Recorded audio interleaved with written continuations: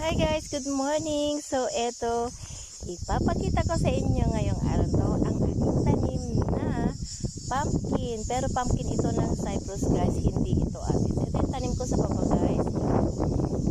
Yan ang mga tanim. Meron silang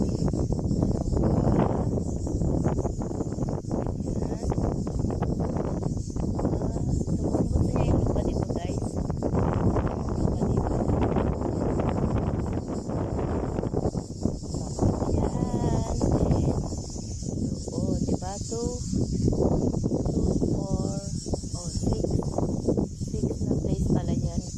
So, diba? Ang ganda.